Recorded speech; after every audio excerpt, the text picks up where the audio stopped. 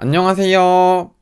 오늘은 알고리즘에 대해서 이야기를 나눠보겠습니다. 알고리즘 학습이 왜 필요하고 어떻게 공부를 했고, 알고리즘을 공부한다는 건 자연스럽게 코딩 테스트를 준비하는 것과 같은데요. 그래서 국내 기업의 예시로 카카오 코딩 테스트의 난이도는 어땠는지 이런 이야기들을 한번 나눠볼게요. 알고리즘을 공부하면서 들었던 개인적인 생각들이니 한번 들어보고 자신에게 맞는 방향을 선택하셔서 학습을 하시면 좋겠습니다. 알고리즘 학습이 왜 필요한지부터 말씀을 드려볼게요. 많은 분들이 알고리즘을 공부하는 이유는 성능 좋은 코드를 작성하기 위해서 공부를 한다고 많이 말씀을 하시는데요. 틀린 말씀은 아니지만 개인적으로는 더 중요한 이유가 있습니다. 그건 바로 언어 숙달에 초점이 있고 이 점이 더 중요하다고 생각이 되겠습니다. 알고리즘을 풀면 풀수록 언어 사용이 익숙해지는 게 느껴지고요. 5문제, 10문제 정도 풀 때는 별로 태가 안 났습니다. 한 40문제, 50문제 이렇게 꾸준히 풀다 보면 생각하는 대로 코드를 작성하는 게 느껴지고요. 반복문과 분기문 사용이 익숙해지고 리스트와 맵 이런 자료 구조도 직접 작성하면서 문제를 해결하기 시작합니다. 프로그래밍을 공부한 이유는 프로그램을 통해서 자동화를 시키고 무언가를 만드는 데 이유가 있습니다. 물론 알고리즘만 공부를 해서는 이런 목적을 해결할 수 없는데요.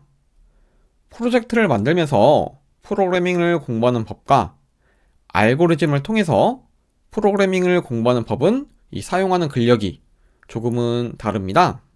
프로젝트 방식으로 학습을 하면 무언가를 빌딩하기에는 굉장히 좋은 방식이 있고요. 언어 숙달에 대해서는 시간이 좀 필요합니다.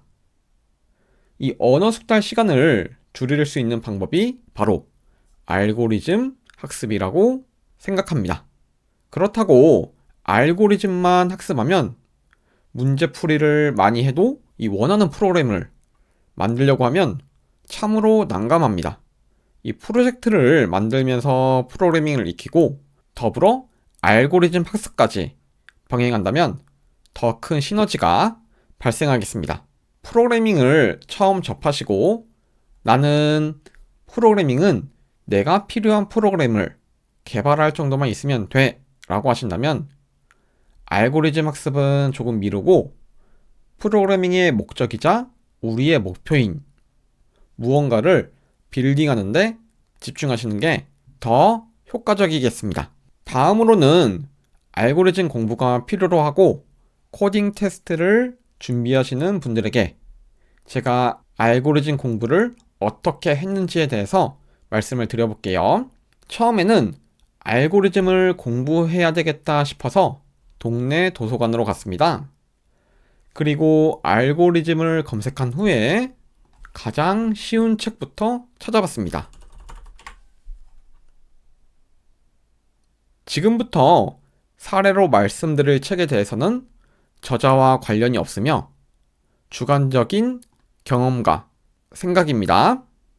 도서관에 가서 쉬운 내용들로 그림이 많고 이해하기 쉬운 책들을 찾았습니다. 좋은 책, 설명 많은 책, 이런 기준이 아니고 내가 책을 폈을 때 이해하기 쉽고 읽기 쉬운 책부터 읽기 시작했습니다. 책들을 한번 쭉 보면 이 문제 해결 전략, 이 내용은 처음 보기에는 조금 어려워 보이죠? 그리고 개인적으로는 이 알고리즘 입문, 이 책도 처음 공부하기에는 조금은 어려워 보였습니다. 지금은 인터넷 서점에서 보고 있는데 실제로는 직접 보고 선택을 했습니다. 그래서 제가 처음에 도서관에 가서 읽은 책이 한 권은 이 모두의 알고리즘이었고요. 또 한 권은 이 알고리즘 도감이었습니다. 이 두 권을 읽고 알고리즘과 자료 구조에 대해서 큰 그림을 그렸고요. 이 책 두 권을 포함해서 알고리즘 관련해서 책들도 한 두 권 정도 더 읽었고요. 말씀드린 이 알고리즘 입문 책도 이후에 다시 학습을 하였습니다. 책을 보고 큰 그림을 그리면서 잭이란 방식이 있구나. 정렬은 이런 종류들이 있구나. 큐나 스택은 이런 특징이 있구나 라는 내용들을 학습해 주시면 되겠습니다. 가능하면 직접 타이핑하면서도 책에 있는 문제를 풀어보고 학습을 하였고요.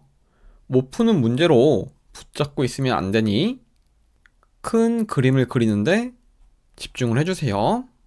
큰 그림을 그린다는 건 알고리즘 전반에 대해서 어떤 내용들이 있는지 살펴봐 주시면 되겠습니다.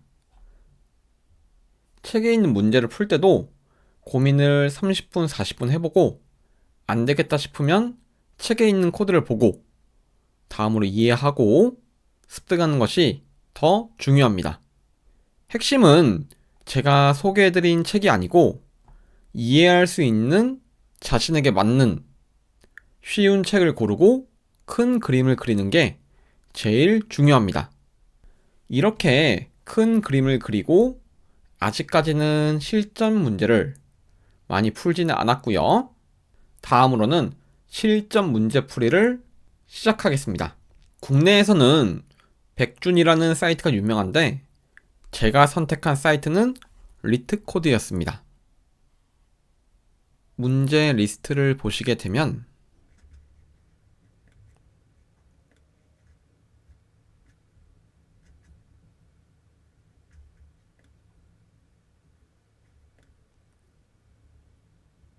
저는 처음에는 무작정 1번부터 문제풀이를 진행하였는데요.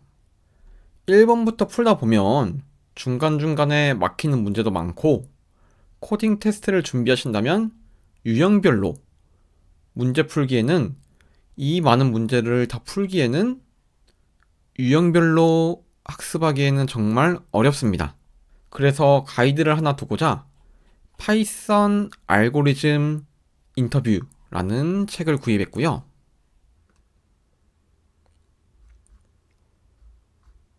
이 책을 구매해서 가이드로 두었습니다. 유형별로 나눠져 있어 챕터별로 문제풀이를 진행했고 책은 순차적으로 읽지 않고 풀고 싶은 문제부터 골고루 풀었습니다. 책에 있는 내용 중 한 문제를 선택하고 1시간 정도는 충분히 고민하며 직접 타이핑을 하고 문제풀이를 시도했습니다. 처음에는 해결하기에는 조금 어려움이 있으실 수 있는데요. 못 풀으셔도 괜찮습니다. 충분히 생각하고 직접 해결하려는 시도가 더 중요하고요. 하지만 이렇게 코드를 작성하고 이렇게 시도한 것에 대해서 내 생각은 명확해야 되겠습니다. 문제를 풀고 한번 제출을 해주시고요.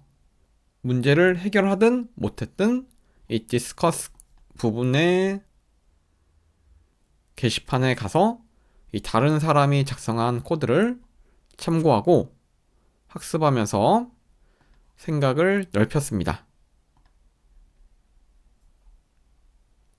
문제를 해결하지 못했다면 책에 있는 내용을 보고 학습을 하고 다른 사람의 코드를 보고 내 것으로 흡수를 하시면 되겠습니다. 어렵게 느껴지는 이 과정도 하나의 학습하는 과정이고 경험치가 쌓이고 있으신 겁니다. 알고리즘 문제풀이란 경험치가 쌓여야 되고요. 단 스스로 고민하지 않고 직접 풀어보지 않고 바로 디스커스 가서 다른 사람의 문제풀이를 본다. 이러면 학습의 효과가 조금 떨어집니다. 문제를 보고 고민을 하고 그림도 그려보고 이를 통해서 코드를 작성하는 힘을 키우셔야 되겠습니다. 풀어본 문제도 며칠 지났을 때 다시 풀어보는 게 정말 중요하고요. 책 내의 리트코드 문제를 웬만큼 풀어보고 습득을 하셨으면 이후에는 리트코드에 있는 문제를 풀어보고 이제 자기가 이제 스스로 풀고 싶은 문제를 골라 푸시면 되겠습니다. 그럼 어느 정도를 풀어야 코딩 테스트 준비가 될까요? 개인적인 체감상으로는 카카오 코딩 테스트 같은 경우는 3문제가 나왔고요. 2문제는 난이도가 이지 정도였고, 1문제는 미디움 정도의 난이도였습니다. 이에 대해서도 더 많은 내용을 전달드리고 싶으나 문제 유출이 안 되어서 정보를 드릴 수 없는 점 양해를 부탁드리겠습니다. 리트코드에 100문제 정도를 풀고 나니 여러 기업 코딩 테스트를 수월하게는 아니더라도 유형을 파악하고 해결책을 찾고 문제를 해결할 수 있었고요.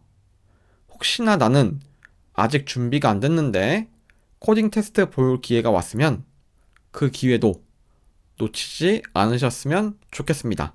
한 문제도 못 풀어도 이 코딩 테스트를 통해서 배우고 느끼는 것이 분명 있기 때문에 한번 트라이를 해주시고요.